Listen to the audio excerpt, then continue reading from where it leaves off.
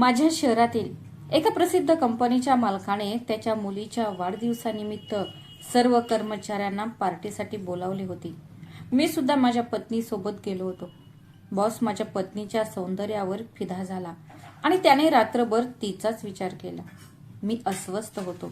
दुसऱ्या दिवशी त्याने मला ऑफिसमध्ये बोलावले आणि एक प्रस्ताव ठेवला की जर मी माझ्या पत्नीला त्याच्यासोबत 4 रात्री राहू दिले तर तो मला एक बंगला आणि 2 नवीन गाड्या देऊन माझे आयुष्य बदलेल. नाहीतर तो माझ्यावर खोटा गुन्हा दाखल करेल. तो मला तुरुंगात पाठवेल. मी घरी आलो आणि माझ्या पत्नीशी या समस्येबद्दल बोललो. ती म्हणाली मी जायला तयार आहे, पण माझी एक अट आहे. मी सीमाचा हात घट्ट धरून पार्टीमध्ये प्रवेश केला. ती नेहमीप्रमाणे शांत राहिली. ती तिथेच होती, पडद्यामागे लपलेली, पण तिच्या डोळ्यात एक विलक्षण चमक होती. तीच चमक जी मला नेहमी शांती देत असे. आज का कळत नाही, तीच मला अस्वस्थ करत होती. हॉलमध्ये सगळीकडे झगमगाट होता. हास्य, संगीत आणि तेजस्वी चेहरे होते. चेहऱ्यावर आनंद ओसंडून वाहत होता, पण माझं मन मात्र दुसरीकडेच गुंतलं होतं. माझ्या ऑफिसमधलं वातावरण औपचारिक आणि व्यावसायिक होतं, पण आजची रात्र काहीतरी वेगळीच होती. ही पार्टी कंपनीचे मालक मोहित गुप्ता यांच्या मुलीच्या वाढदिवसानिमित्त आयोजित करण्यात आली होती. कोणीतरी आपली पत्नी आणि मुलांसोबत आले होते. मला असे वाटले की जणू आपण सर्व एखाद्या राजदरबारात उपस्थित आहोत. सीमा माझ्यासोबत शांतपणे उभी होती. ती तशीच होती, गर्दीपासून दूर, लोकांच्या नजरा टाळणारी, पण ही शांतता वादळासारखी ठरणार होती. आम्ही जेवणाच्या टेबलाकडे जात होतो तेव्हा अचानक माझ्या हृदयाची धडधड वेगळीच जाणवली. ती मागे वळून पाहिलं. मोहित गुप्ता आमच्याकडे बघत होता. नाही, आमच्याकडे नाही तर सीमाकडे. तिच्याकडे त्याची नजर तिथेच खिळली होती, जणू काही तो एखाद्या चित्राकडेच पाहत होता. सीमाने आपली नजर खाली झुकवली होती, पण तो माणूस तो डोळेच मिचकायलाच विसरला होता. ती नजर मी विसरू शकत नाही. ती नजर जी एखाद्या स्त्रीकडे नाही तर जणू काही त्याच्या हाती अचानक एखादी अनमोल वस्तू लागली होती. मोहित गुप्ताच्या डोळ्यात एक चमक होती. नाही, ती चमक नव्हती, ते काहीतरी वेगळंच होतं. आणि पहिल्यांदाच मला अशक्त वाटलं. पहिल्यांदाच माझ्या मनात भीती दाटून आली. फक्त मोहित गुप्ता तो कंपनीचा मालक नव्हता. तो एक शक्तिशाली माणूस होता, ज्याच्यापुढे सर्वजण नतमस्तक होत असत. आणि आज त्याची नजर माझ्या पत्नीवर खेळली होती. राहुल, चल तिकडे बसूया, सीमा हळू आवाजात म्हणाली. कदाचित तिला माझ्या चेहऱ्यावरचे भाव जाणवले असतील. हो, मी हो म्हणालो, पण माझे डोळे आत्ता मोहित गुप्तावर खेळले होते, जो अजूनही कुठेतरी दूर बसला होता. पण त्याने सीमाला आपल्या नजरेने मोहित केले होते. रात्र कशी तरी सरली, पण माझ्या मनावर एक विचित्र ओझे होते. आम्ही घरी परतलो. सीमा झोपी गेली, पण माझ्या झोपेचा पत्ताच नव्हता. तो क्षण माझ्या मनात पुन्हा पुन्हा येत होता. मोहित गुप्ताची नजर, त्याचा चेहरा, त्याचे हास्य. जेव्हा मी सकाळी ऑफिसला पोहोचलो तेव्हा पीए म्हणाली, सर, मोहित सरांनी मला बोलवलं आहे. आणि माझी पावले थांबली. माझ्या छातीत धडधड वाढू लागली. मोहित गुप्ताची खोली नेहमीच सुंदर दिसायची, पण आज ती खोली मला पिंजऱ्यासारखी वाटली. तो हसत होता, जणू काही तो एखादा वेळ सुरू करणार होता. राहुल खाली बस. त्याच्या आवाजात मृदुता होती, पण ती मृदुता कृत्रिम होती. मी शांत बसलो होतो. त्यांनी माझ्या डोळ्यात पाहिले आणि म्हणाले, राहुल, तू खूप मेहनती आहेस. तू नेहमीच कंपनीशी एकनिष्ठ राहिला आहेस. मी हळू आवाजात म्हणालो, धन्यवाद सर. ते हसले आणि म्हणाले, मी उद्या तुझ्या घरी येईन. तुमची पत्नी खूप प्रतिष्ठित, खूप वेगळी आहे. हे ऐकून माझ्या काळजाचा ठोका चुकला. मी काहीच बोललो नाही. अचानक त्याने आपले दोन्ही हात टेबलावर ठेवले आणि माझ्याकडे बघून म्हणाला, मला तुम्हाला एक प्रस्ताव द्यायचा आहे. एक असा प्रस्ताव जो तुमचे आयुष्य बदलून टाकेल. मी गप्प राहिलो. जर तू तुझ्या बायकोला माझ्यासोबत फक्त 4 रात्री राहू दिलंस तर एक बंगला आणि एक नवीन गाडी तुझी होईल. जणू काही माझ्या अंगातून वीजच गेली होती. मला काही ऐकायचं नव्हतं, पण ते शब्द विषासारखे माझ्या कानात टिपकत होते. काय माझे ओठ ते थरथरत होते, पण माझ्या आवाजात जीव नव्हता. शहाण्या राहुल, हे जग कसं चालतं हे तुला माहीत आहे. फक्त 4 रात्री तुझं संपूर्ण आयुष्य बदलेल. जणू काही विशेष बोललाच नव्हता अशा आविर्भावात म्हणाला. माझ्या डोळ्यासमोर अंधार पसरला. मी खुर्चीवरून खाली पडेन असं मला वाटलं, पण मी शांत बसून राहिलो. विचार कर, लवकर ठरव, नाहीतर संधी हातातून निसटून जाईल. त्याने टेबलावर एक कागद ठेवला, ज्यावर बंगल्याचे ठिकाण आणि ती कोणती गाडी होती याची माहिती होती. मला विचार करू देत. मी हळू आवाजात म्हणालो, मला वेळ हवा आहे. तो हसला. तुला हवा तितका वेळ घे, पण लवकर कर. मी उठलो. माझे पाय जड झाले होते, पण कसेबसे मी ऑफिसमधून बाहेर पडलो. पूर्ण दिवस असाच निघून गेला, जणू मी एखाद्या धुरात गुरफटलो होतो. मी संध्याकाळी घरी आलो. सीमाने दार उघडले. तिच्या चेहऱ्यावर एक साधं हसू होतं, पण मला ते हसू दिसलं नाही. काय झालं, तिने हळूच विचारलं. मी गप्प राहिलो. राहुल, सगळं ठीक आहे ना? तिच्या आवाजात आता काळजी होती. मी भिंतीला टेकून उभा राहिलो. माझे डोळे पाण्याने भरले. सीमा, मला तुला काहीतरी सांगायचं आहे. माझा आवाज थरथरत होता. तू मला घाबरवत आहेस. ती जवळ आली, माझ्या डोळ्यात पाहू लागली. मी माझी नजर खाली केली आणि सगळं काही बोललो. प्रत्येक शब्द, प्रत्येक विष. जेव्हा मी ते सीमासमोर बोललो, एकंदरीत माझे हात घामाने भिजले होते आणि माझा घसा कोरडा पडला होता.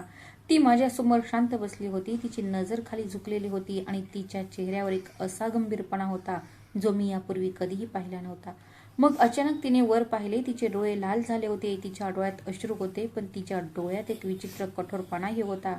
मी एका अटीवर तयार आहे, ती म्हणाली. तिचा आवाज हळूवार पण ठाम होता. माझ्या हृदयाचा ठोका चुकला. ते शब्द पुन्हा ऐकण्याच्या इच्छेने मी तिच्याकडे बोललो. म्हणजे? माझा आवाज क्षीण झाला होता. मी मोहित गुप्ताच्या फार्म हाऊसवर जायला तयार आहे, पण माझी एक अट आहे. मी ताठ बसले. माझ्या मनात अनेक शंका येऊ लागल्या. काय अट? मी संकोचून विचारले.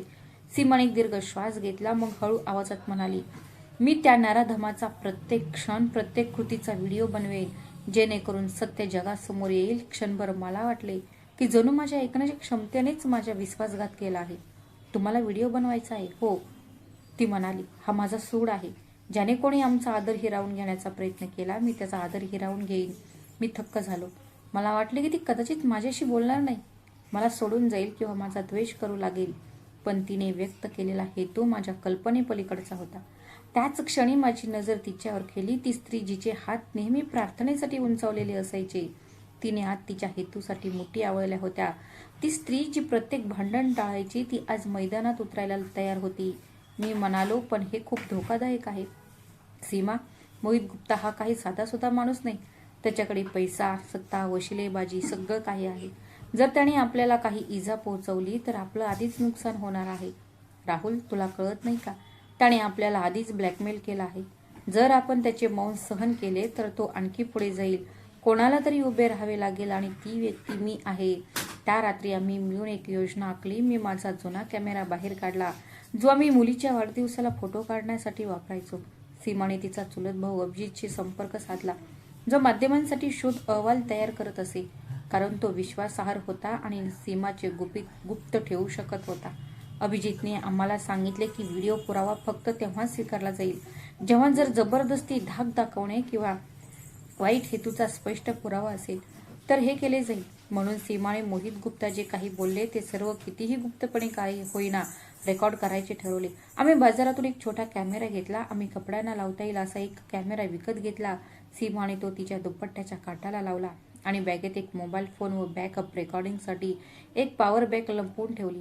या सगळ्या तांत्रिक तपशिलांची माहिती आम्हाला अभिजितकडून मिळाली. तिथे चौकशी करून घेतली आणि तो म्हणाला, फक्त तुझं मन खंबीर ठेव. हे पाऊल एकतर तुला उद्ध्वस्त करेल किंवा अनेक लोकांचे प्राण वाचवेल. दुसऱ्या दिवशी सीमा अचानक कंपनीतील 3 महिलांशी एकटीच बोलू लागली, ज्यांच्याबद्दल तिने काही अफवा ऐकल्या होत्या. त्यांनी सुरुवातीला तो विषय टाळला. मग मोनिका नावाच्या एका मुलीने मोहित गुप्ताच्या वागणुकीला कंटाळल्याचे सुचवले. सीमा तिला म्हणाली, मी काहीतरी करत आहे. जर तुझ्यात हिंमत असेल तर आपल्या सर्वांसाठी खूप काही बदलू शकते. ती मुलगी सीमाच्या डोळ्यात बघत ती म्हणाली, जर तू खरंच काही केलंस तर मी साक्षीदार असेल. मला मोहित गुप्ताच्या नजरेचा तिरस्कार वाटतो, पण आतापर्यंत कोणीही आवाज न उठवल्यामुळे मी गप्प होते. सीमाच्या हेतूविषयीचे छोटेसे आश्वासन आशेचे एक किरण होता. ती कणखर झाली होती आणि मी फक्त तिच्याकडे बघत राहिलो.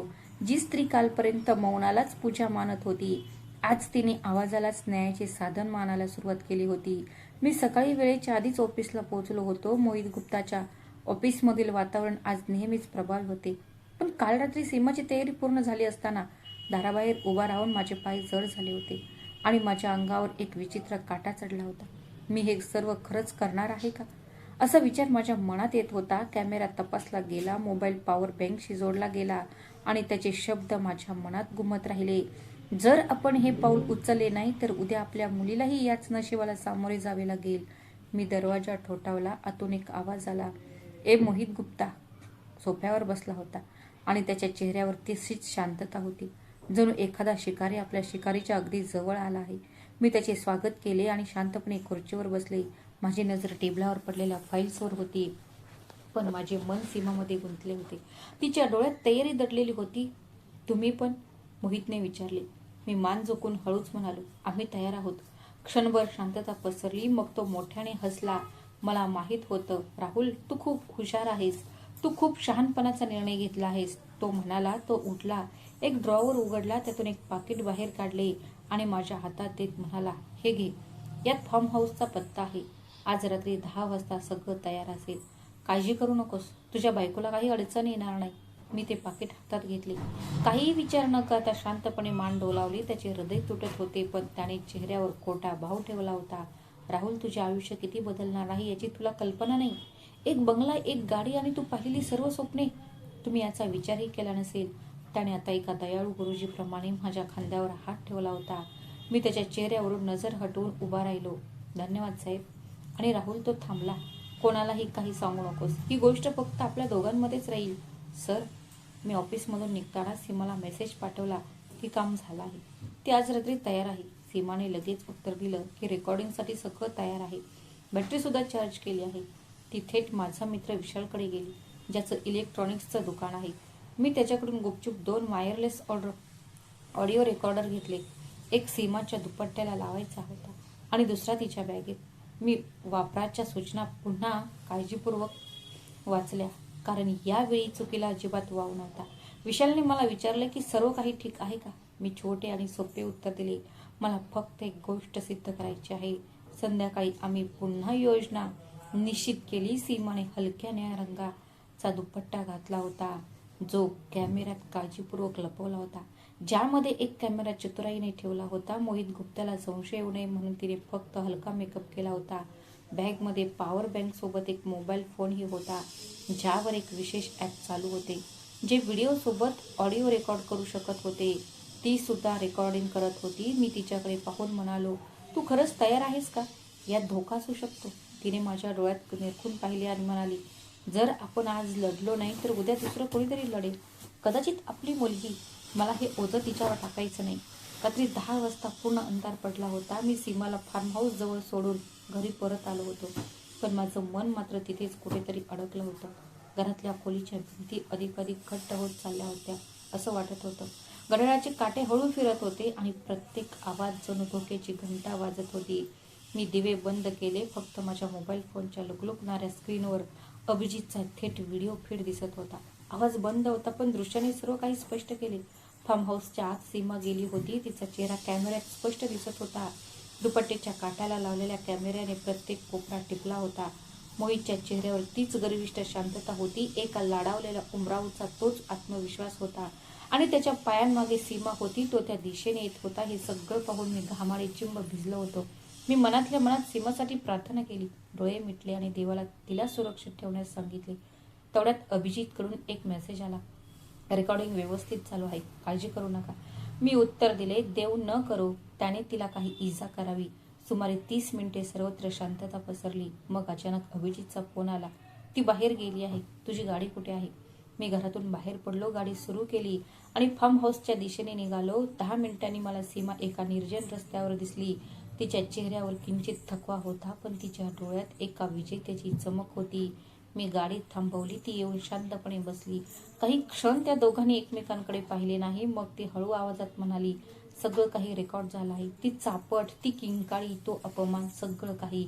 मी काहीतरी बोलण्याचा प्रयत्न केला, पण शब्दाने साथ दिली नाही. गाडी सुरू झाली आणि आम्ही घराच्या दिशेने परत निघालो. घरी पोहोचताच सीमाने सर्वात आधी तिच्या बॅगमधून मोबाईल काढला. तो पॉवर बँकवरून डिस्कनेक्ट केला आणि अभिजितला व्हिडिओ पाठवायला सुरुवात केली. त्याला एक प्रत दिली आणि क्लाउडवर एक प्रत अपलोड केली.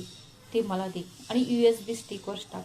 स्वतःवर पूर्ण नियंत्रण ठेवत तिने सल्ला दिला. अभिजित म्हणाला, व्हिडिओ स्पष्ट आहे, मोहित गुप्ताचा चेहरा स्पष्ट दिसतोय आणि त्याचा आवाजही. सीमा, तू खूप चांगलं काम केलंस. मी सीमाजवळ येऊन बसलो. तू ठीक आहेस ना? त्याने काही केलं का? सीमाने माझ्याकडे पाहिलं. तिच्यात हिंमत नव्हती. जेव्हा मी त्याला चापट मारली तेव्हा त्याच्यातला सिंह जणू मेला होता. तू खरंच त्याला चापट मारलीस का? मी आश्चर्याने विचारले. हो. आणि मग मी त्याच्या चेहऱ्यावर मिरची पावडर फेकली. तो किंचाळत होता. त्याला काही दिसत नव्हतं. ती जणू काही रोजचाच दिवस असल्यासारखी बोलत होती. तिच्या ओठांवर स्मितहास्य होतं, पण हे स्मितहास्य हसण्याचं नव्हतं, तर त्या शांतीचं होतं, जी अनेक वर्षांनंतर एखाद्या लायक व्यक्तीला मिळते. मी त्या रात्री तो व्हिडिओ पुन्हा पाहिला. मोहित गुप्ताचा आवाज, त्याच्या कृती, सीमाची प्रतिक्रिया, सगळं काही पूर्ण आणि ठोस पुरावा होता. मी अभिजितला म्हणालो, आपण उद्या कायदेशीर सल्ला घेऊ. अभिजित म्हणाला, तुम्ही आता एकटे नाही आहात, सत्य तुमच्या सोबतच आहे. रात्रीचे 3 वाजले होते. आम्ही प्रत्येक फेम पुन्हा तपासली. सीमाने काही महत्त्वाच्या गोष्टी लिहून घेतल्या, जसे की मी तुझं आयुष्य बदलेन, मौन ही अट आहे, हे फक्त आपल्या दोघांमध्येच राहील. अभिजितने आम्हाला या गोष्टींचे महत्त्व समजावून सांगितले. ही गोष्ट मोहित गुप्तावर न्यायालयात थेट आरोप ठेवता आला असता. त्यावर सीमा म्हणाली, आम्ही केवळ मोहित गुप्ताच्या व्हिडिओने समाधानी होणार नाही, आता आम्हाला इतर महिलांचेही जबाब हवे आहेत, जेणेकरून हे सिद्ध करता येईल की हे त्याचे रोजचेच काम होते. हे काम होतं, अपघात नव्हता. मी होकारार्थी मान हलवली. आपण उद्यापासून लवकर काम करायला सुरुवात करू. ती मला म्हणाली, राहुल, हा व्हिडिओ फक्त पहिला हल्ला आहे. खरी लढाई अजून बाकी आहे. मी तिचा हात धरला. मी तुझ्यासोबत आहे, पूर्णपणे, आणि कदाचित क्षमा सुद्धा. ते शब्दांनी नाही तर कृतीने मागितले जाते. आज तू जे केलंस त्यामुळे केवळ तूच नाही तर मी सुद्धा माझ्या नजरेत नवीन झालो आहे. सीमा आत्ताच हे म्हणाली, जर एखादी स्त्री शांत असेल तर ती कमजोर नसते. ती फक्त योग्य वेळेची वाट पाहत असते. जेव्हा ती वेळ येईल, हो, ती बोलत नाही, ती गर्जना करते. त्या रात्री आम्ही झोपलो नाही, भीतीमुळे नाही, अस्वस्थतेमुळेही नाही, तर एका नव्या आशेच्या जागृतीमुळे. सीमाकडे बघून मला वाटलं, जो माणूस आपल्या आत्मसन्मानासाठी आवाज उठवतो तो एका क्रांतीपेक्षा कमी नसतो. आणि आज माझी पत्नी एक क्रांती बनली होती. सकाळ होताच सीमाने तिच्या मोबाईलवर काही खास नंबर डायल केले आणि प्रत्येक कॉलसोबत तिचा आवाज अधिकच गंभीर होत गेला. तिने 3 पत्रकारांना एकच संदेश पाठवला, काही झाले तर माझ्याकडे या. मोहित गुप्ताविरुद्ध पुरावे आहेत आणि मी गप्प बसणार नाही. तिला माहीत होतं की यावेळी सत्य दडपण्याचा प्रयत्न होईल आणि आम्हाला शक्य तितकं स्वतःला सुरक्षित ठेवावं लागणार होतं. मी एका बाजूला बसून हे सगळं पाहत होते आणि विचार करत होतो की ही तीच स्त्री आहे जिला मी वर्षानुवर्ष फक्त एक पत्नी म्हणूनच पाहत होतो. आज ती एखाद्या योद्ध्यापेक्षा कमी नाही. आम्ही त्या व्हिडिओचे 3 बॅकअप बनवून वेगवेगळ्या ठिकाणी ठेवले. एक USB मध्ये, जो सीमाने तिच्या भावाला दिला, आणि दुसरा अभिजितला, आणि तिसरा आम्ही एका क्लाउड अकाउंटवर अपलोड केला, ज्याची चावी फक्त माझ्या आणि सीमाकडे होती. या सर्व तयारीनंतर सीमाने तो कॉल केला जो या कथेतील पहिला प्रतिहल्ला होता. तिने स्पीकर चालू ठेवून मोहित गुप्ताचा नंबर डायल केला, जेणेकरून मलाही ऐकू येईल. हॅलो. पलीकडून अजूनही तोच उद्धटपणाचा सूर होता. सीमा थांबली आणि म्हणाली, जर तू काही करण्याचा प्रयत्न केलास तर हा व्हिडिओ तुझ्या शत्रूंपर्यंत पोहोचेल. मोहित गुप्ताच्या आवाजात राग होता. ती भडकली, तुला वाटतं तू मला धमकावू शकतोस? मी मोहित गुप्ता आहे, हो, आणि मी राहुलची बायको. आता तुझ्या गर्वाची शवपेटी बनेल. तू जे केलंस त्यासाठी तुला उत्तर द्यावं लागेल. सीमाच्या आवाजात जराही कंप नव्हता. हा व्हिडिओ जर हे बाहेर फुटलं तर तुमच्या दोघांच्या अंगावर काहीच उरणार नाही. मोहित गुप्ता ओरडला, आम्ही आधीच सर्व काही गमावलं आहे. मोहित गुप्ता, आता भीती बाळगण्यासारखं काहीच उरलेलं नाही. आता फक्त तुझी पाळी आहे. मोहितने फोन बंद केला. त्या क्षणापासून आम्हाला कळलं की तो शांत झाला होता. तो स्वस्थ बसणार नाही, तो कधीही काही करू शकतो. असा सल्ला अभिजितने दुसऱ्या दिवशी सकाळी दिला. तुम्ही दोघांनी आता पोलीस संरक्षणासाठी अर्ज करावा किंवा किमान एक कायदेशीर नोटीस तयार करावी, जेणेकरून मोहितला कळेल की तुम्ही महिला हक्कांसाठी काम करणाऱ्या एका वकिलाला भेटलो. त्यांनी तो संपूर्ण व्हिडिओ पाहिला आणि ते म्हणाले की जर हे प्रकरण मीडियापर्यंत पोहोचले तर ते मोहित गुप्ताचे करिअर उद्ध्वस्त होऊ शकते. पण आपल्याला सावधगिरी बाळगावी लागेल. त्यांच्या सल्ल्यानुसार एक कायदेशीर कारवाईपूर्वीची नोटीस तयार करण्यात आली, ज्यात स्पष्टपणे नमूद केले होते की जर राहुल किंवा सीमाला धमकावण्याचा किंवा इजा पोहोचवण्याचा कोणताही प्रयत्न केला गेला तर तो व्हिडिओ सार्वजनिक केला जाईल. या नोटीसवर मोहितची सही होती. कुरिअर कंपनीच्या मुख्य कार्यालयात पाठवण्यात आला. त्याच दरम्यान कंपनीत एक विचित्र कुजबूज सुरू झाली. 2 वरिष्ठ अधिकारी राहुलला एकांतात भेटले आणि त्याच्याकडे विचित्र नजरेने पाहत म्हणाले, तुमची बायको जरा जास्तच आहे. ती धाडसी वाटते. त्याच्या बोलण्यावर मी तोंड वाकडं गेलं, पण काहीही बोललो नाही. सीमा आधीच म्हणाली होती, जोपर्यंत आपल्याला सुरक्षेची हमी आहे तोपर्यंत आपण गप्प बसू. 2 दिवसांनी आम्हाला एका अनोळखी नंबरवरून फोन आला. तो मोहितचा होता. गुप्तांच्या माणसाने सांगितले, सीमाला फक्त तुम्हाला हे समजावून सांगायचं आहे की जर हा व्हिडिओ पाहिला गेला तर तुमच्या मुलीचे शिक्षण, तुमच्या भावाची नोकरी, सर्व काही उद्ध्वस्त होऊ शकते. सीमाने तो कॉल सुद्धा रेकॉर्ड केला होता. आम्ही तिला तत्काळ वकिलाकडे घेऊन गेलो. त्याने एक पास पाठवला आणि सांगितले की आम्हाला धमकी देण्यात आल्यामुळे आता पोलिसांकडे तक्रार दाखल करावी लागेल. पोलीस स्टेशनला जाणे आमच्यासाठी सोपे नव्हते. आम्ही प्रत्येक मार्ग पाहिला, प्रत्येक नंबर तपासला. पोलीस स्टेशनमध्ये उपस्थित असलेल्या अधिकाऱ्यांनी एक छोटा व्हिडिओ काढला. तो भाग पाहून तो म्हणाला, ही गंभीर बाब आहे. आम्ही गुन्हा दाखल करू. आता आम्ही मोहितकडून काहीतरी मोठ्या हालचालीची अपेक्षा करत होतो आणि ती हालचाल 2 दिवसांनी झाली.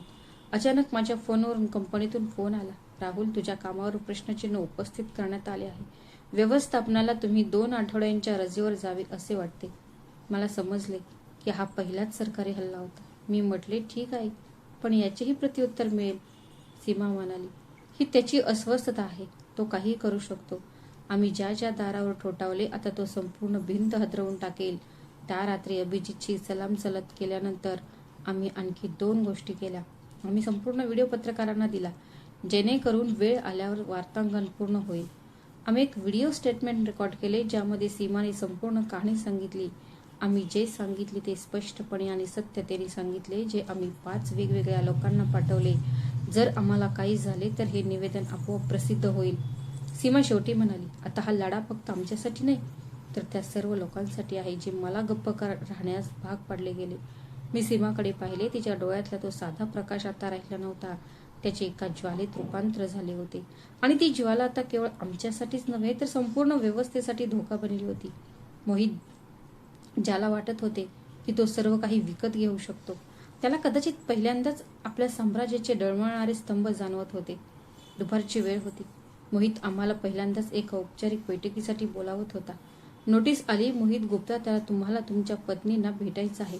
आम्हाला आश्चर्य वाटले आणि उत्सुकताही होती. सीमा लगेच म्हणाली, ही त्याची शेवटची चाल असू शकते. आपल्याला सावध राहावे लागेल. आम्ही तयार होऊन निघालो. मोहित गुप्ताने यावेळी वातावरण वेगळेच ठेवले होते. त्याच्यात अहंकार नव्हता, टोमणे नव्हते, राग नव्हता. यावेळी तो एका मृदुहृदयी, समजूतदार व्यावसायिकासारखा वाटला.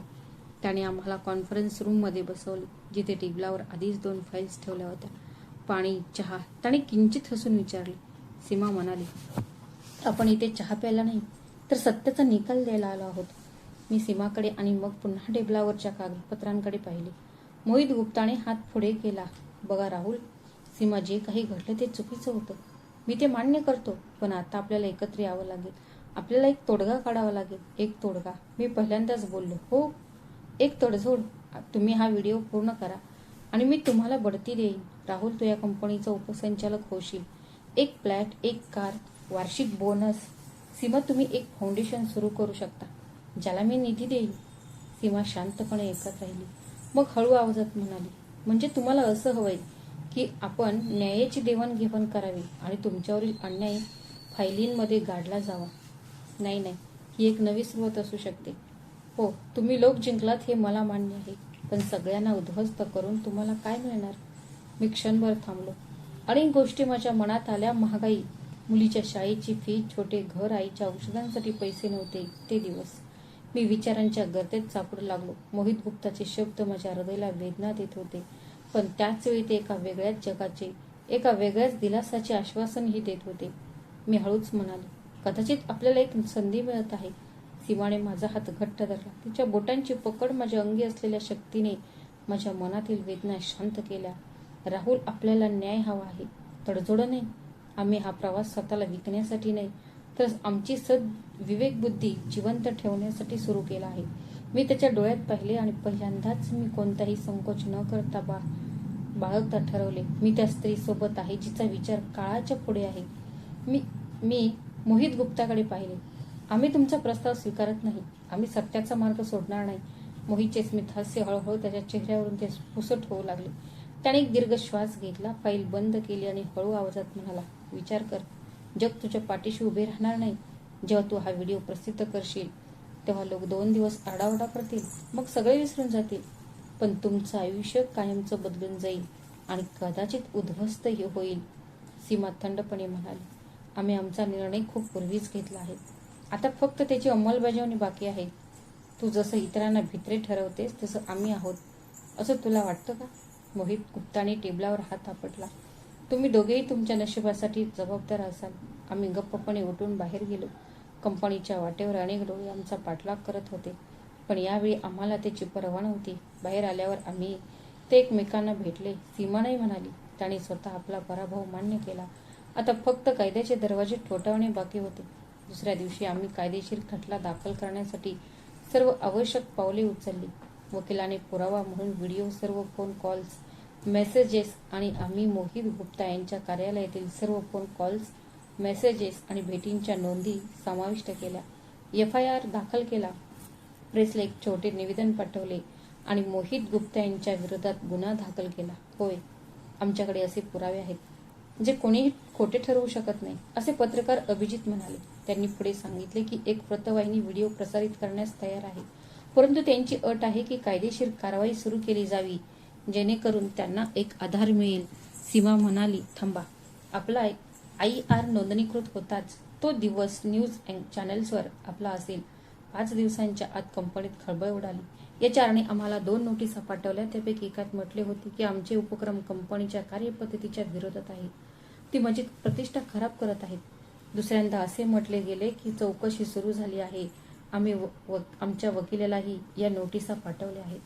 तो म्हणाला, हा सगळा तुमच्यावर दबाव आणण्याचा प्रयत्न आहे. घाबरू नका, मागे हटू नका. त्या रात्री मी सीमासोबत लैंगिक संबंध ठेवले होते. चहा पिताना तो म्हणाला, जेव्हा तू माझा हात धरला होतास कदाचित तो माझ्या आयुष्यातील सर्वात अनमोल क्षण होता. तू मला माझ्यापेक्षाही जास्त ओळखत होतीस आणि तुझ्या विश्वासात मला माझं सत्य सापडलं. सीमा हसली.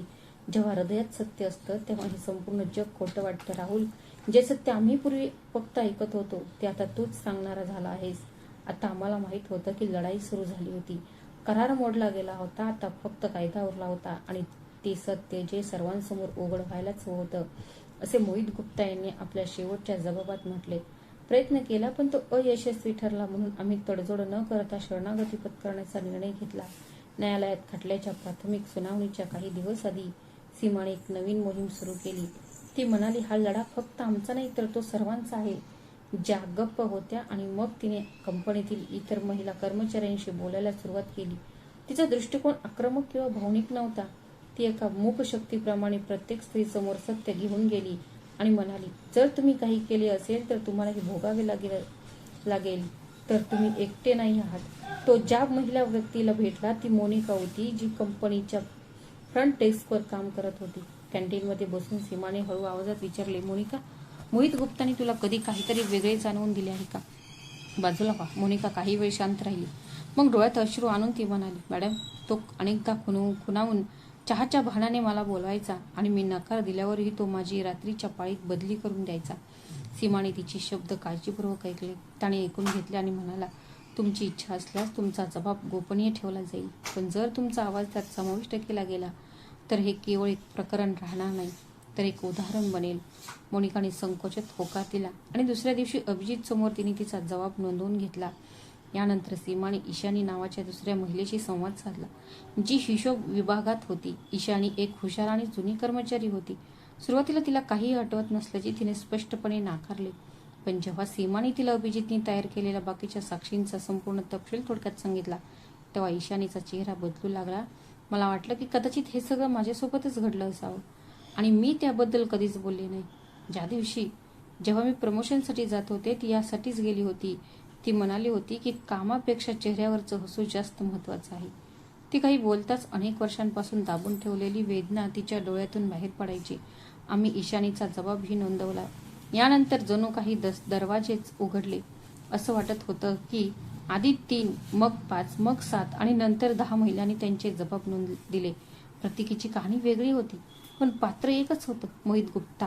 काही जणी त्याच्या हाताच्या स्पर्शाने, काही जणी त्याच्या नजरेने, तर काही जणी बढती मिळवून देणाऱ्या धमकीने अस्वस्थ झाल्या होत्या. याच्या बदल्यात मला पैसे मिळायचे. मी रोज ऑफिसला जायचो आणि सीमा संध्याकाळी या महिलांना भेटायची. तिचा स्वभाव कधीही पीडितेसारखा नव्हता, उलट एक कणखर आणि धाडसी नेतेसारखा होता. ती समोरच्या व्यक्तीचे ऐकून घ्यायची आणि त्यांचा विश्वास संपादन करायची. ती जिंकेल आणि त्यालाही आपल्या गटात सामील करून घेईल. एके दिवशी सीमा मला म्हणाली, राहुल, हे सर्व मूक साक्षीदार आहेत. त्यांना वाचा फोडणे ही आपली जबाबदारी आहे. मोहित विरुद्धचा आपला खटला आता वैयक्तिक राहिलेला नाही, ती एक सामूहिक साक्ष बनली आहे. अभिजितने आमच्या कामाच्या गतीचे कौतुकही केले. 10 साक्षीदारांना इतक्या लवकर तयार करणे आणि तेही व्हिडिओ जबाब देण्यासाठी सज्ज करणे, हे काही काम सोपे नाही. आम्ही हे जबाब कायदेशीररित्या नोटरीकृत करून घेतले आणि प्रत्येक निवेदनासोबत मोहित गुप्ताच्या सत्तेच्या भिंतीवरून एक दगड पडू लागला. मग अचानक एके दिवशी कंपनीच्या संचालक मंडळाने मोहित गुप्ताविरुद्ध पाहिले चौकशीपत्र जारी केले. झालं असं की त्यांना सोशल मीडियावर एक बातमी मिळाली जी अजून अधिकृत झाली नव्हती, पण दबाव वाढत होता. ज्या दिवशी हे पत्र आलं त्या दिवशी मी ऑफिसमध्ये होतो. एक वरिष्ठ अधिकारी माझ्याकडे आले आणि म्हणाले, राहुल, तू आणि तुझी पत्नी जे करत आहात ते केवळ एका व्यक्तीविरुद्धचे बंड नाही, तर ते संपूर्ण व्यवस्थेविरुद्धचे बंड आहे. त्याचे जे परिणाम भोगावे लागतील त्यासाठी तुम्ही तयार आहात का?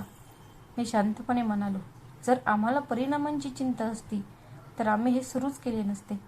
सीमाने रात्री एका महत्त्वाच्या बैठकीत घालवली, जिथे तिने महिला साक्षीदारांना एकत्र केले आणि त्यांना कायदेशीर माध्यमातील व सामाजिक विरोधांच्या संभाव्य परिणामांबद्दल माहिती दिली. तिने त्यांना समजावून सांगितले की सत्य सांगण्याने न्यायालयात नेहमीच यश मिळेल असे नाही. असं घडतं, पण हा नक्कीच सद्विवेक बुद्धीचा विजय आहे. या सभेत कंपनीत इंटर्न असलेली आरोही नावाची एक तरुण मुलगी सर्वांसमोर उभी राहिली आणि म्हणाली, मोहित माझ्याशी गैरवर्तन करत होता, पण कोणाला पर्वा नाही असं वाटल्यामुळे मी गप्प राहिले. पण आज तुम्हाला पाहून मला जाणवले की यामुळे खरोखरच फरक पडतो. आरोहीचे विधान खूप मोलाचे होते, कारण ती नव्या पिढीची होती, प्रतिनिधी होती आणि हा बदल तिच्या डोळ्यात देखत घडत होता. अभिजितने आम्हाला दुसऱ्या दिवशी सांगितले की आम्ही आताही ही डॉक्युमेंटरी बनवू. आम्ही तुम्हा दोघांची एक मोठी मुलाखत आणि साक्षींचा समावेश असलेला एक चित्रपट तयार करू शकतो, जो व्हिडिओ चॅनलवर दाखवला जाईल आणि संपूर्ण शहरात खळबळ माजवेल. आम्ही सहमत झालो आणि एका छोट्या स्टुडिओमध्ये चित्रीकरण सुरू झाले. प्रत्येकाने जाऊन आपापल्या कथा सांगितल्या.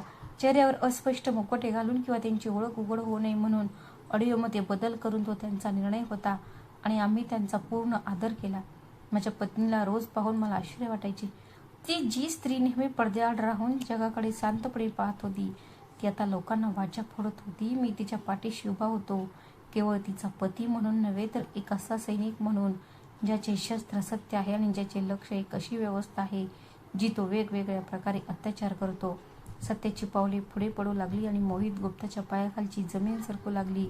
आता हे केवळ एका व्हिडिओचे प्रकरण नव्हते, तर वर्षानुवर्षे दाबून ठेवलेले आवाज बोलू लागले होते. आणि हा गदारोळ केवळ एका व्यक्तीमुळे नव्हता. ते सत्याच्या विरोधात नव्हते, तर संपूर्ण मौनाच्या विरोधात होते. आम्ही अभिजितच्या स्टुडिओमध्ये डॉक्युमेंटरीचे संपादन करत अनेक दिवस घालवले.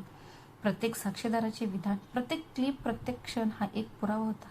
सीमाची मुलाखत सर्वात महत्त्वाची होती, ज्यात तिने हळूहळू पण निश्चितपणे आणि दृढ निश्चयाने बोलत होती. हा केवळ माझा प्रश्न नाही, ही व्यवस्थेची समस्या आहे. जर आपण आज गप्प राहिलो तर उद्या तिसरी सीमा असेल. मी तो व्हिडिओ अनेकदा पाहिला. प्रत्येक वेळी माझ्या हृदयात काहीतरी कंपित झाले, काहीतरी जागृत झाले. ती मुक्ती. अभिजितने आम्हाला एक दिवसापूर्वी फोन केला होता, ही रात्र आरामात काढा, उद्या वादळ उठेल. प्रत्येक चॅनल, प्रत्येक सोशल मीडिया प्लॅटफॉर्म हा व्हिडिओ उचलून धरेल. तुम्ही तयार राहा. सीमा शांत होती. तिच्या चेहऱ्यावर आता कोणतीही शंका नव्हती. जो एकेकाळी माझ्या नजरेत होता, तो म्हणाला, सत्याची किंमत असेल तर मी ती मोजायला तयार आहे. दुसऱ्या दिवशी सकाळी आम्ही लवकर उठलो. अभिजितने 6 वाजता फोन केला. डॉक्युमेंटरी प्रदर्शित झाली आहे. सध्या ती फक्त सोशल मीडियावर आहे, पण टीव्हीवर चॅनल्सने सुद्धा ते शेअर करायला सुरुवात केली आहे. आम्ही लॅपटॉप उघडला. सीमाच्या व्हिडिओच्या क्लिप्स सर्व सोशल मीडियावर व्हायरल होत होत्या. टीव्ही चालू केला. एक न्यूज अँकर म्हणत होता, आज आम्ही तुम्हाला एक अशी स्टोरी दाखवणार आहोत जी संपूर्ण शहर हादरले आहे. बांधकाम क्षेत्राचा बादशाह मानले जाणारी मोहित गुप्ता हे नाव आज आरोपीच्या पिंजऱ्यात उभे आहे. स्क्रीनवर सीमाचा फोटो आला आणि मग तो क्षण जेव्हा तिने व्हिडिओ रेकॉर्डिंगमध्ये मोहित गुप्ताला फोन केला. मी तिला थांबवलं होतं. तिचे शब्द, तिची शैली, सगळं काही स्पष्ट दिसत होतं. माझ्या हृदयाची धडधड वाढू लागली. मी सीमाचा हात धरला आणि ती हसून माझ्याकडे बघत होती. हे सगळं तुझ्यामुळे शक्य झालं. मी म्हणालो, नाही राहुल, हे सगळं त्या सगळ्यांमुळे झालं आहे. जे लोक वर्षानुवर्ष गप्प होते आणि आता बोलू लागले आहेत, त्यांच्यामुळे हे शक्य झाले. त्यांचे उत्तर साधे होते, पण त्यात संपूर्ण समाजाचे प्रतिबिंब होते. आम्ही न्यूज चॅनल्स बदलून वेगवेगळ्या स्टेशनवर पाहिले. त्या सर्वांची मुख्य बातमी एकच होती, रिपोर्ट्स कंपनी. आम्ही बाहेर माईक घेऊन उभे होतो. आम्ही सध्या गुप्ता इंटरनॅशनल कन्स्ट्रक्शनच्या मुख्य कार्यालयाबाहेर उपस्थित आहोत, जिथे मोहित गुप्ता यांच्यावरील आरोपांची सुनावणी होत आहे. कंपनीने उत्तर दिले, आम्ही या घटनेची सखोल चौकशी करण्यासाठी एक समिती स्थापन करत आहोत. ते हे सगळं खोटं रचत आहे. जर हे आरोप खोटे ठरले तर मोहित गुप्ताला कामावरून काढून टाकले जाईल. दरम्यान सीमाच्या फोनवर एक मेसेज आला. तो इंटर्न आरोहीचा होता, जी आधी सत्य सांगायला घाबरत होती. ती आता लिहित होती, मॅडम आम्ही आमच्या सोशल मीडियावर ही सत्य लिहिले आहे. तुम्ही जे केले त्यामुळे आम्हाला धैर्य मिळत आहे. सीमाने मला फोन दाखवला. राहुल, हाच खरा बदला आहे की आता लोक घाबरत नाहीत. अभिजित दुपारी आला, आमच्यासोबत बसला, लॅपटॉप उघडला आणि दाखवला. पहिल्या 6 तासातच त्या माहितीपटाला 5 कोटी व्ह्यूज, हजारो कमेंट्स मिळाले आहेत आणि प्रत्येक जण सत्याच्या बाजूने उभा आहे. दरम्यान आम्हाला एका नामांकित स्वयंसेवी संस्थेकडून NGO आणखी एक फोन आला, ज्यात त्यांनी सांगितले की आम्ही तुमच्या प्रयत्नांना पाठिंबा देतो. आम्ही सीमाला पॅनेलमध्ये सामील होण्यासाठी आमंत्रित करू इच्छितो. सीमाने नकार दिला नाही, पण म्हणाली, सध्या आमचं संपूर्ण लक्ष केसवर केंद्रित आहे. मीडियाबद्दल नंतर बोलू. तेवढ्यात अचानक अभिजितने टीव्हीचा आवाज वाढवला. ऐक ना, एक पत्रकार म्हणत होता की आम्हाला सूत्रांकडून कळलं आहे की कंपनीतील इतर महिलांनीही अंतर्गत तक्रार समितीकडे धाव घेतली आहे आणि त्यासुद्धा मोहित गुप्ताच्या विरोधात आहेत. मी सीमाकडे पाहिलं. ही तुझी मेहनत आहे. याचा परिणाम असा झाला की तुम्ही केवळ एक केसच नाही तर एक दारच उघडले आहे. संध्याकाळपर्यंत सर्वत्र फक्त तोच चर्चेचा विषय बनला होता. सीमाचे व्हिडिओ क्लिप्स, मीम्स, पोस्ट्स, लेख आणि टॉक शोचा भाग बनले. काही लोक तर तिची चेष्टा करण्याचा प्रयत्न करत होते. आवाज होते, पण ते थोडेच होते आणि लोकांच्या पाठिंब्याने ते क्षमवले गेले. रात्री अभिजित म्हणाला, उद्या अजून एक टप्पा आहे. पत्रकार परिषद, तुम्हा दोघांना जावं लागेल. मी संकोचलो. सीमा एकटी जाईल की? सीमा म्हणाली, आपण दोघे जाऊ. राहुल, ही केवळ माझीच कथा नाही तर तुझीही आहे. आम्ही तयारी सुरू केली. अभिजितने प्रश्नांची यादी बनवली, एक योजना आखली आणि म्हणाला, हाच तो क्षण आहे जेव्हा सत्याचा प्रतिध्वनी बलाढ्य लोकांना हादरवून टाकतो. त्या रात्री झोपण्यापूर्वी मी सीमाला म्हणाले, तू मला हे घडवलं आहेस. तू मला सत्याच्या मार्गावर चालायला शिकवलंस. मी कधी कल्पनाही केली नव्हती की एक दिवस आपण या ठिकाणी असू. दिवा विझवताना सीमा म्हणाली, सत्य नेहमीच असतं राहुल, त्याला ओळखायला फक्त वेळ लागतो. मी शांतपणे तिच्या हातातून आशीर्वाद घेतले. पहिल्यांदाच मला जाणवले की माझे अस्तित्व एका मोठ्या कार्याचा, एका उद्देशाचा भाग आहे. सत्याचा प्रतिध्वनी आता केवळ एक आवाज राहिला नव्हता, ती एक चळवळ बनली होती. माहितीपट प्रसारित झाल्यानंतर 3ऱ्या दिवशी कंपनीने एक विशेष बैठक झाली. सीमाला अशी माहिती मिळाली होती की भागीदारांमध्ये चिंता वाढली असून त्यांच्यात कठीण निर्णयावर विचार केला जात आहे.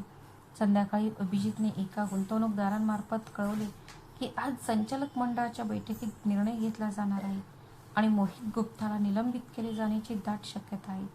आम्ही ही बातमी शांतपणे ऐकली. सीमाने कोणताही आनंद व्यक्त केला नाही. ती फक्त म्हणाली की त्याला हटवले तरी बाकी काहीही बदलणार नाही. हा केवळ पहिला पराभव होता. दुसऱ्या दिवशी सकाळी 8:30 वाजता कंपनीकडून एक अधिकृत निवेदन जारी करण्यात आले की अंतर्गत चौकशी पूर्ण होईपर्यंत गुप्ता इंटरनॅशनल कन्स्ट्रक्शनने मोहित गुप्ता यांना त्यांच्या पदावरून तात्पुरते निलंबित केले आहे. ही घोषणा टीव्ही आणि सोशल मीडियावर विजेच्या कडकडासारखी पसरली. सर्व वृत्तवाहिन्यांनी ही त्यांची मोठी बातमी म्हणून प्रसारित केली. काही तासांनंतर पोलीस कंपनीच्या मुख्य कार्यालयात पोहोचले आणि मोहित गुप्ताची खोली सील केली. आम्ही दोघे हे दृश्य टीव्हीवर पाहिले जात होते. पत्रकार बाहेर उभे राहून प्रश्न विचारत होते. गुप्ता इंटरनॅशनल सारख्या संस्थेत खरंच इतकं सगळं घडलं होतं का? आणि कोणालाच काही माहिती नव्हतं. पोलीस तपास सुरू झाला होता. 2 दिवसात 3 महिलांनी आत्महत्या केली होती. वेगवेगळ्या पोलीस ठाण्यांमध्ये FIR दाखल करण्यात आली. त्यापैकी एक मोनिका होती, जिने केवळ जबाब देण्याचेच नव्हे तर आपले नाव उघड करण्याचे धाडस दाखवले. ईशानीने तिचा जबाब गुप्तपणे नोंदवला आणि इतर 2 महिला, कालपर्यंत माध्यमांमध्ये आपला यशाच्या कहाण्या सांगणारे मोहित गुप्ता, आज न्यायालयात हजर झाले असता चेहरा लपवून उभे होते. पत्रकार ओरडत होते, साहेब, तुम्ही निर्दोष आहात का? त्याने स्त्रियांचा छळ केला हे खरेच होते, पण तो मान खाली घालून गप्प राहिला. न्यायालयाने सुरुवातीला त्याला 4 दिवसांची पोलीस कोठडी मंजूर केली. या घटनेनंतर आमच्या घराबाहेरील परिसरातील लोकांची नजरच बदलली. जिथे पूर्वी लोक लाजेने चूर होत असत, आता ते आदराने तिच्याकडे येऊन तिला नमस्कार करायचा. पहारेकऱ्याने दरवाजा उघडला आणि म्हणाला, मॅडमजी, मी तुमच्यासारखी धाडसी स्त्री कधीच पाहिली नाही. सीमा फक्त हसली. ऑफिसमध्ये माझ्या सहकार्यांनी मला घेरले. एक जण म्हणाला, आम्हाला कल्पना नव्हती की तुम्ही इतके मोठे पाऊल उचलाल. मी फक्त म्हणालो, आम्ही हे पाऊल उचलले नाही, सत्याने आम्हाला ते उचलायला भाग पाडले. सीमा घरी आली आणि आम्ही न्यायालयात सादर केलेले सर्व पत्रे आणि अहवाल व्यवस्थित लावू लागली. जेव्हा कागदपत्रे सादर केली जाणार होती तेव्हा तिने आफ्टर द फॉल नावाची एक फाईल बाजूला ठेवली, ज्यात लोकांनी तिला लिहिलेली तिची प्रशंसा करणारी, आभार मानणारी आणि सहानुभूती दर्शवणारी ती सर्व पत्रे होती. एका पत्रात एका वृद्ध महिलेने लिहिले होते, मुली, मी माझ्या नवऱ्याची क्रूरता लपवत राहिले कारण मला शिकवलं गेलं होतं की मौनातच आदर असतो. तुम्ही सिद्ध केलं की हा आदर बदल्यावर मार्गात असतो. हे पत्र वाचून सीमाच्या डोळ्यात पाणी आलं. तिने ते पत्र माझ्या हातात देत म्हटलं, आपण एकटे नाही आहोत. हे राहुल, आता लोक आपल्याला पाहून स्वतःला ओळखू लागले आहेत. या आठवड्यात कंपनीने महिला कर्मचाऱ्यांसाठी एक स्वतंत्र सुरक्षा समिती स्थापन करण्याची घोषणा केली असून यासोबतच महिला कायदेशीर कक्षही स्थापन करण्यात आला आहे. कंपनीने एक संस्थेच्या निष्काळजीपणाबद्दल खेद व्यक्त करत माफीनामा जारी करण्यात आला. सीमाने ते निवेदन वाचले आणि सहजपणे म्हणाली, जर हे शब्द प्रत्यक्षात उतरले तर कदाचित भविष्यात कोणालाही सीमासारखे बनण्याची सक्ती होणार नाही. ते तर व्हायचंच होतं. न्यायालयात खटल्याने भक्कम पाया घातला गेला होता. मोहित गुप्ताचा वकील आता खटल्याचा विलंब लावण्यासाठी केवळ बहाणे करत होता. माध्यमे सुद्धा काहीतरी नवीन खळबळजनक बातमीच्या शोधात होती. पण जे काही घडून गेलं होतं त्याचे पडसाद लोकांच्या मनात गहर करून राहिले होते. म्हणून सीमाने एक शांतपणे पण कायमस्वरूपी पाऊल उचलले. तिने आवाज नावाची एक स्वयंसंस्था स्थापन केली, जे एक असे व्यासपीठ होते जिथे महिला येऊन आपल्या कथा सांगू शकत होत्या.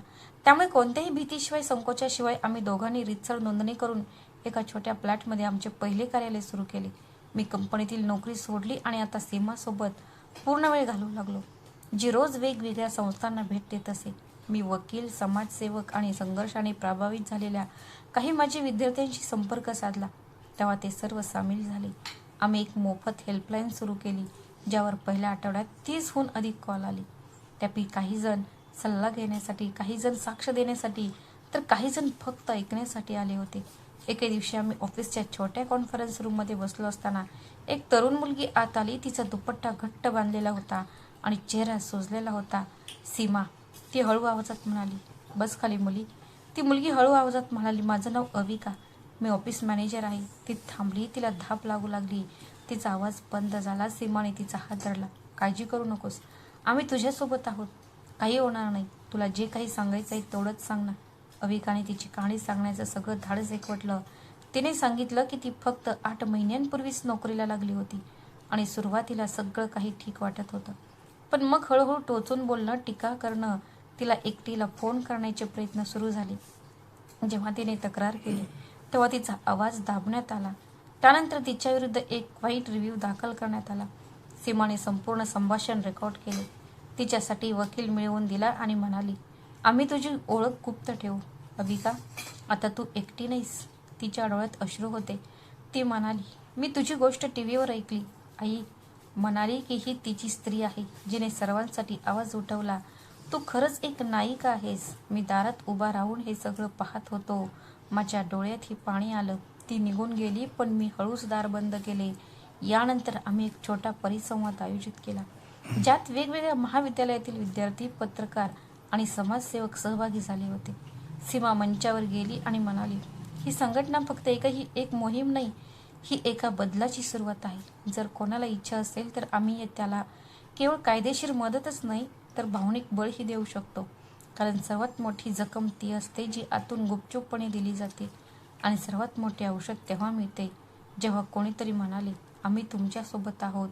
त्या दिवसानंतर आवाज ही एक वैध आणि अधिकृत ओळख बनली. वर्तमानपत्रांमध्ये त्याचा उल्लेख होऊ लागला.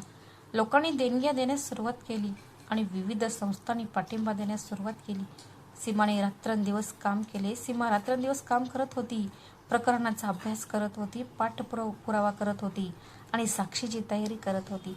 मी तिच्यासोबत बसून प्रशासकीय बाबी सांभाळत होतो, निधी, नोंदी आणि धोरणांवर काम करत होतो. एके दिवशी आम्ही दोघे लवकर घरी आलो. मुलगी निधी तिचा गृहपाठ करत होती. मी सोफ्यावर बसलो होतो आणि सीमा स्वयंपाकघरात चहा बनवत होती. निधी अचानक माझ्याकडे आली आणि म्हणू लागली, बाबा, मम्मी हिरो कशी झाली? टीव्हीवर लोक म्हणतात मम्मी खूप हुशार आहे.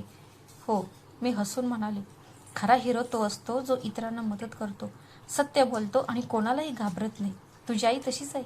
निधी म्हणाली, मग मी सुद्धा माझ्या आईसारखीच हिरो बनेन. त्याच क्षणी सीमा चहा घेऊन आली आणि निधीने तिच्याकडे पाहिले. तिला पाहून मी म्हणालो, मम्मी तू खरी हिरो आहेस. सीमाला धक्का बसला. मग ती हसली आणि तिच्या डोळ्यात पाणी आले. चहाचा कप हातात धरून मी म्हणालो, हिरो तो असतो जो केवळ शत्रूशीच नाही तर स्वतःशी लढतो आणि जिंकतो. तूच मला शिकवलंस की हारणे आधी लढावं लागतं. सीमा माझ्याकडे बघत म्हणाली आणि आम्ही दोघी शांत बसलो. बरंच काही बोलणं झालं होतं. बाकी सगळं शांततेत लपवलं गेलं होतं.